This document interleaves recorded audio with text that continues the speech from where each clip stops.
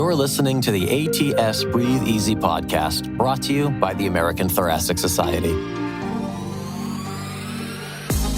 Hello, and welcome to another episode of ATS Breathe Easy. I'm your host, Patti Tripathi. President Trump's administrator of the Environmental Protection Agency has announced a barrage of deregulatory actions designed to roll back current EPA regulations to reduce air pollution emitted from major sources of pollution, including power plants, industrial facilities, and from cars and trucks.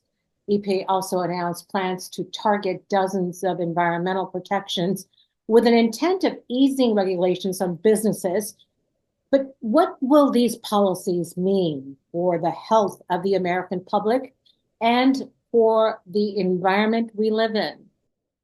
To discuss what the EPA announcements mean are the chair and vice chair of the American Thoracic Society's Environmental Health Policy Committee, Dr. Alison Lee and Dr. Gillian Goobie. Dr. Lee is a pulmonologist at Mount Sinai in New York, and Dr. Goobie is a respiratory medicine physician at St. Paul's Hospital in Vancouver, Canada. Welcome to both of you. Thank you for joining me. Lee Zeldin recently announced his intention to reconsider the 31 historic actions undertaken by the agency, including regulations on air pollution emission and greenhouse gases. Can you tell us what this means for public health, Dr. Lee and Dr. Goobie? Yes, of course. And Patti, thank you so much for having us here today to speak to the broader ATS community and our patients about the importance of these rollbacks. So as you mentioned, the U.S. EPA administrator recently announced rolling back several major EPA policies. And these policies are really critical to protect us, our families, and the communities that we serve from harmful air pollution, water pollution, and other environmental toxic exposures.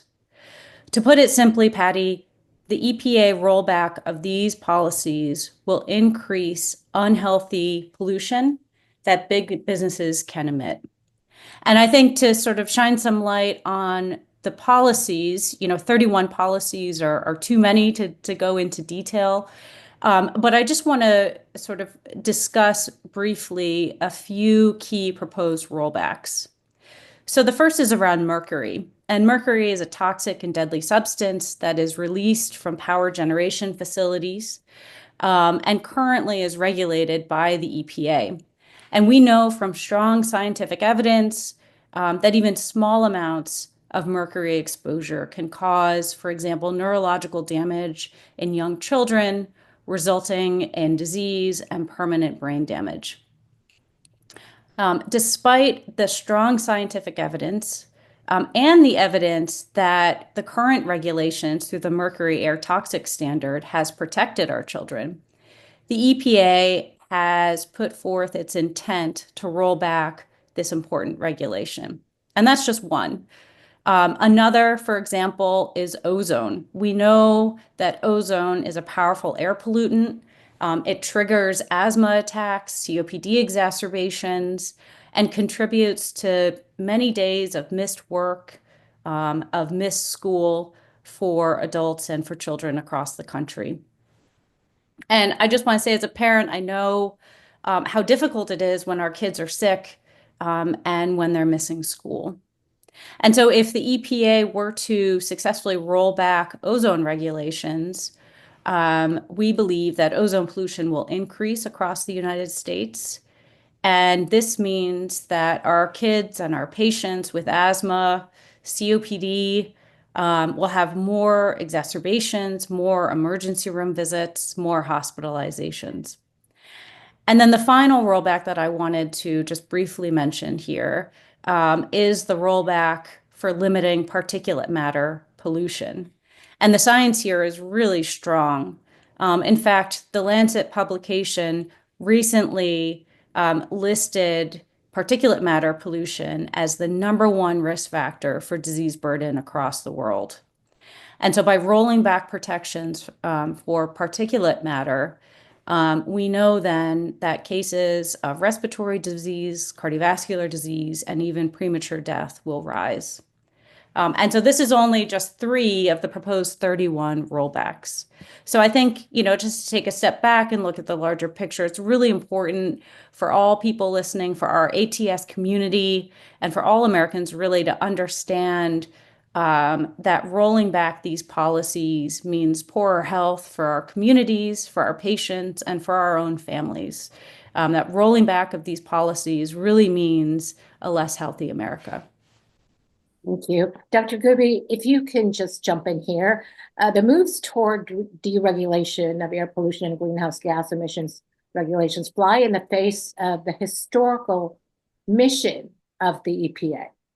Yeah, that's exactly right, Patty. And thank you so much for having us here to talk about this today. So, the EPA was established in 1970, actually under the Nixon administration. And this was in the setting of increasing concern about air and water quality throughout the US, primarily in the 1960s. And it was really Rachel Carson who shone a light on this issue of air and water quality, particularly water quality implications from pesticide use that was harming human and animal health across the US. And this was published in her book, Silent Spring.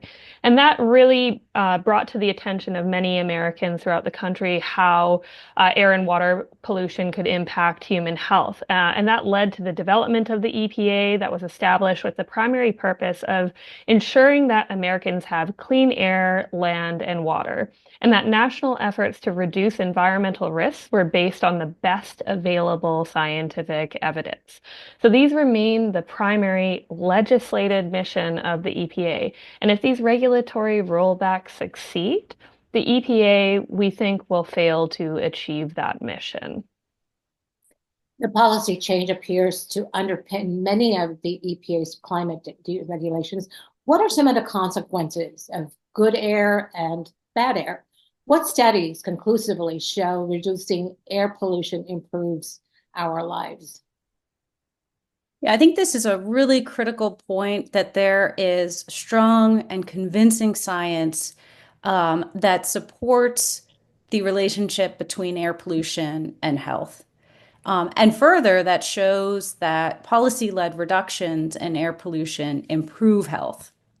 And so scientific evidence, including a lot of scientific evidence produced by ATS members, finds time and time again that long-term or short-term air pollution that is above, at, and even below current standards or regulations harms human health. And so, I think that the science is so clear that even just last year, the EPA lowered the fine particulate matter standard to a more health protective standard. And that science has not changed. So I just want to highlight, take the time to highlight just a few studies that I think have really demonstrated that policy-led reductions in air pollution do improve health. And so the first, for example, is a large body of evidence that has come out of California through the Southern California Children's Health Study. And this study showed that not only did policy lead to reductions in air pollution, but that children who were growing up in times of lower air pollution, again, that policy-led reduction in air pollution, have better health. They had less asthma, they have better lung function, amongst many different health outcomes. There's also the Harvard Six Cities study that was published way back in 1993, which demonstrated differences in mortality amongst people living in a higher polluted city versus a less polluted city. And then also, just to bring attention to real life examples that you may remember, for example, thinking about the Olympics and how Olympic policy has led to a really acute reduction in air pollution. So this happened in Atlanta during the Summer Olympics in 1996, and more recently during the Beijing Olympics, where due to Olympic Committee requirements of a reduction in air pollution exposure, we saw in real time improvements in health outcomes amongst the population living in the vicinity. So, for example, in Atlanta, we saw a reduction in asthma attacks for kids who were living in that area during the Olympics. We saw the same thing in Beijing. And of course, these effects reversed after the Olympics was over and air pollution went back up. So there's so much evidence out there pointing to the harms of air pollution, and also really strong evidence saying that these policy-led reductions in air pollution do improve the health of our communities. And you have personal experience from this in your family. Yeah, Patty, as you know, I'm also a mother of a young child who has asthma. And I'm fortunate to understand the relationships between air pollution and health. And my son is now 5. When he was very young, his asthma was quite severe. And we were living in New York City, living near a busy roadway, and he was having frequent asthma exacerbations. And I'm sure for all the parents out there listening, it is so difficult when you have your child sick in front of you, telling you that they can't breathe.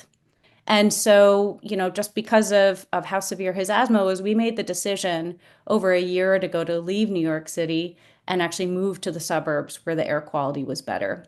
And it has been night and day since we moved. And, just to point out that this is not just my personal story, I also want to highlight the story of Ella Kissy Deborah, who I don't know if our listeners are aware, but she is a 9-year-old girl who lived in the UK and actually died from an asthma attack resulting from air pollution exposure. And I recently had the honor of hearing her mother speak. Her mother is now a major advocate for clean air and the fact that clean air is a human right. And she spoke about the fact that she did not know at the time that the trucks and cars that were driving by her apartment were what was making her daughter sick. And she said that she has to live with the fact every day that if she had just known that if she had been able to move, that her daughter might be alive today. And it is such a heartbreaking story. And I think really speaks to our responsibility as healthcare providers to educate the community, but also the responsibility of our governments and the EPA to leverage its regulatory authority to reduce air pollution, so that all kids and all people across the globe really can breathe clean air. Not everyone has the luxury of just moving to the suburbs. Exactly.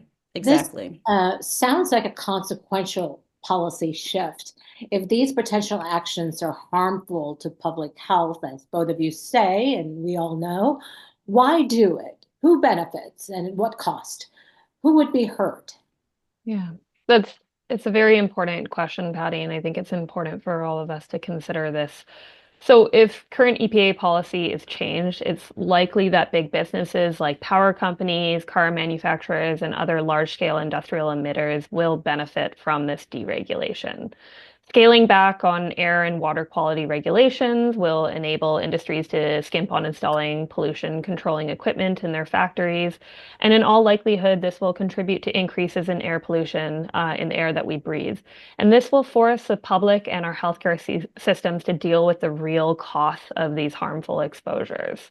So, for example, current EPA regulations have encouraged the power industry to retire its oldest and dirtiest power plants, such as coal-fired power plants, and replace them with newer plants that emit far less pollution. And the great thing was that industry was cooperating with these nudges from the EPA. And rollback of these critical regulations will provide industries now with every incentive to keep those dirty old power plants in operation. And that will continue to pump out tons of toxic pollution into the air that we breathe. And what's really unfortunate in this scenario is that technologies exist today that these industries have already been adopting to meet current EPA policies. And in fact, the majority of power plants already meet EPA mercury and air toxic standard policies. So rollback of these regulations will in all likelihood lead to these industries taking steps backwards in their commitments to preserving the health and environment of the communities within which they operate. And the losers in this scenario are everyone who breathes, but especially vulnerable populations like the very young, the elderly, and people with underlying health conditions, particularly respiratory conditions like asthma, COPD, interstitial lung disease, and individuals with cardiac diseases as well. And that's a lot of vulnerable people, literally millions of people, that EPA right now seems willing to put in danger through air and water quality deregulation, and as well as the elimination of the endangerment finding, which recognizes how greenhouse gas emissions and climate change present a threat to human health. What's more is the cost of additional disease onset, hospitalizations, and deaths related to these increases in pollution in the face of deregulation will disproportionately fall on the most vulnerable communities, as well as our already struggling healthcare systems. It's a lot to swallow. We'll be right back. The ATS 2025 International Conference returns to San Francisco, May 16th to the 21st.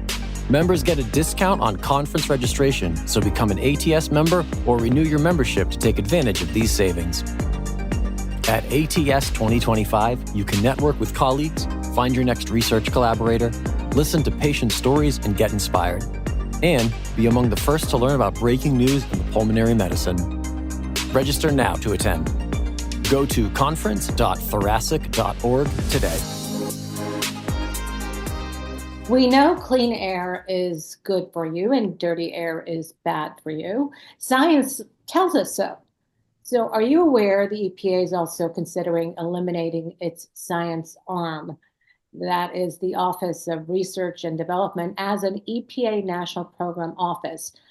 A proposed plan reportedly calls for the elimination of 50% to 75% of the office's 1,500 plus staffers. That's frightening.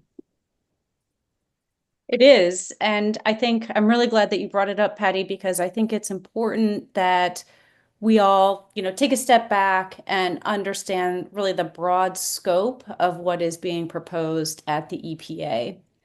And so, the EPA administrator's proposal to either significantly cut back or completely eliminate the Office of Research and Development, or ORD, is a critical step to deregulating the environment. And this is because the ORD conducts critical scientific research and also synthesizes all available scientific research so that we can better understand how air pollution impacts health. So, for example, the ORD produces a document that's called the Integrated Science Assessment, or ISA, for different pollutants. And this helps not only policymakers, but also us as healthcare providers, as patients, as patient advocates, to understand the broad-reaching implications of air pollution. These documents also have global impact, are leveraged by researchers and governments across the world, and really support the foundational principle that clean air saves lives and is good economic policy. And so this work by the ORD is really critical for translating science into policy. And without the ORD, or even with a severely scaled back version of the ORD, it's going to severely limit the ability of the EPA to enact these health protective policies. And so, as we've been discussing, we really need the EPA, at its current strength and its health protective policies. Anything to add, Dr. Goobie? Yeah, I mean, I think I want to just reiterate that the scientific investigation is core to the legislated mission of the EPA. So this move to get rid of the ORD at EPA is reflective of a broader attack on science that's occurring throughout US federal agencies right now. And that also includes other agencies like the NIH, the CDC, NIOSH, and other agencies across the government. Science is meant to be nonpartisan or non-political. This is a search for truth, and the scientific basis is essential to the mission of improving the health and well-being of all Americans, and really people across the globe, to continue researching the impacts of the environment on human health. A friend of mine who's a national correspondent in Washington, D.C., said is covering all of this has been like drinking water through a fire hose. So much going on. So most of our discussion has focused on how these EPA changes will impact air pollution emissions in the US. Does this policy change have international implications? Yeah, I can address that as the Canadian on the call, but also thinking about broader global implications. There's a huge potential for major global implications of the rollback of EPA regulations and functions. For decades, the EPA has stood out as a shining example, providing international leadership in developing policies to control air pollution, water pollution, toxic chemical emissions, and more recently, dangerous greenhouse gas emissions that contribute to climate change. The technical expertise, scientific advancement, and international collaborations that the US EPA has established has provided assistance to other nations across the globe to address environmental pollution and climate change. So without US leadership in this space, and without the availability of this critical environmental information and resources that are supplied by the EPA, I truly believe that the scientific and public health missions of global agencies will suffer.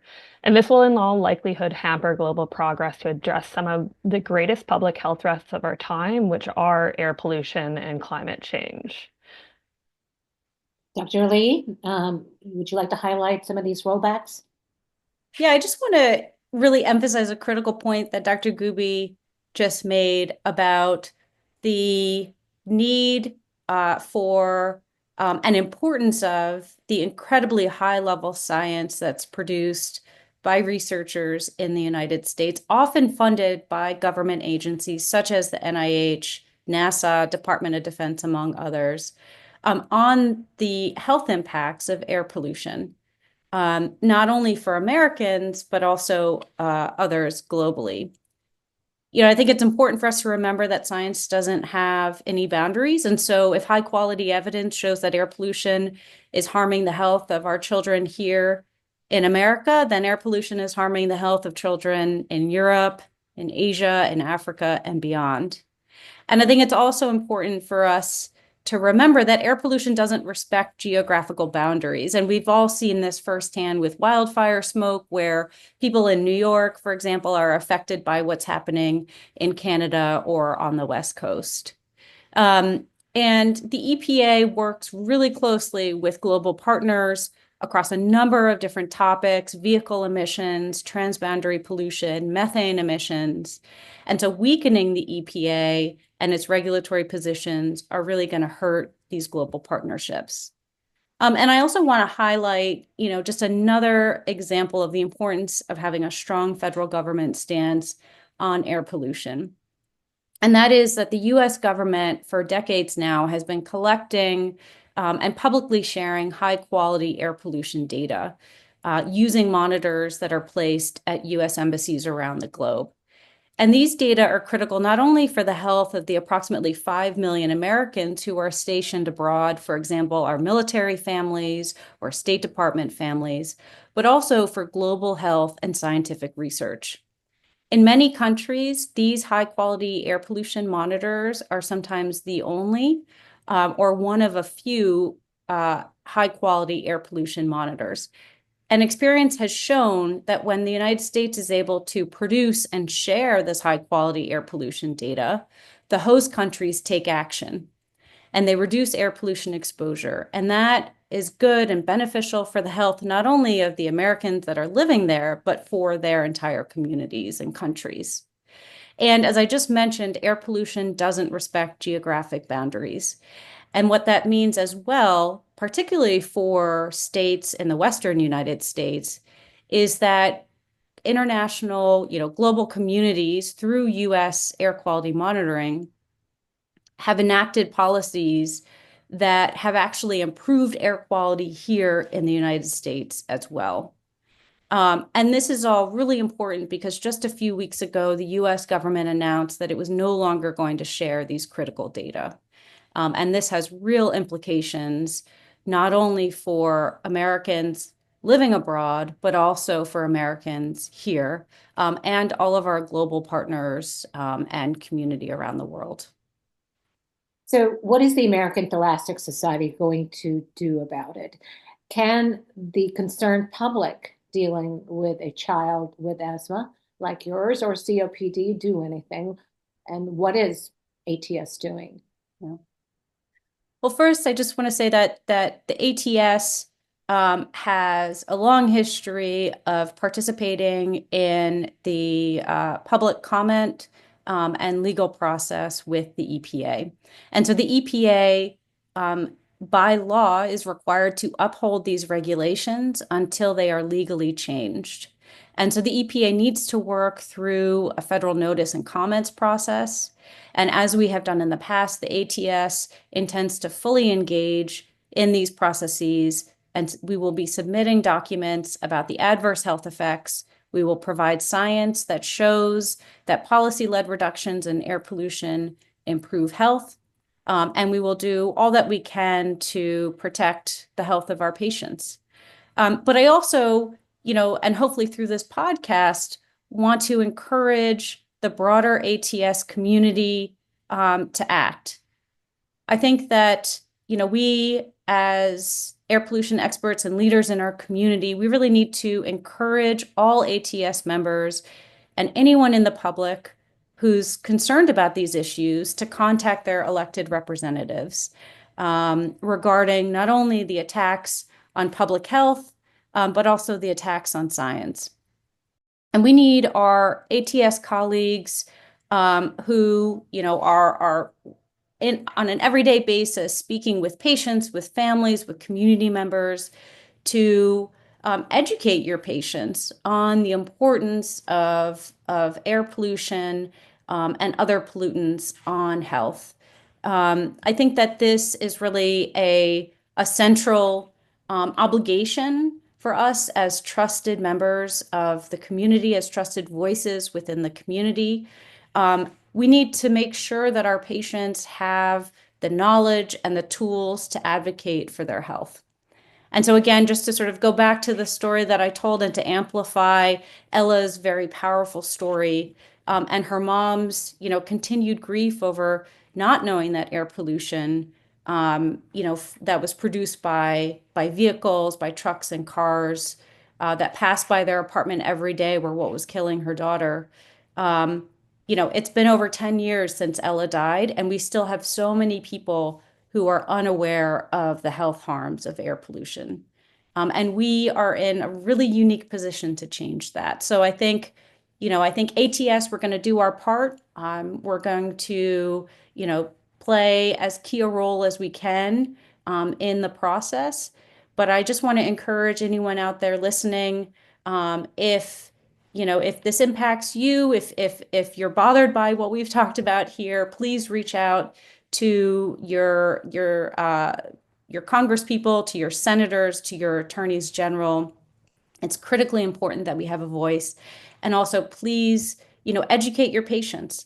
Talk to your patients and community members, because I think if we can let people know what's going on and let people know how important it is to their health, I'm convinced that my fellow Americans will act. Thank you both. Dr. Lee is a pulmonologist at Mount Sinai in New York. And Dr. Goobie is a respiratory medicine physician at St. Paul's Hospital in Vancouver, Canada. Both are the chair and vice chair of the American Thoracic Society's Environmental Health Policy Committee. And I thank you for joining us. Very, very insightful. Thank you. Thank you, Patti. Thank you for joining us today. To learn more, visit our website at thoracic.org. Find more ATS Breathe Easy podcasts on Transistor, YouTube, Apple Podcasts, and Spotify. Don't forget to like, comment, and subscribe so you never miss a show.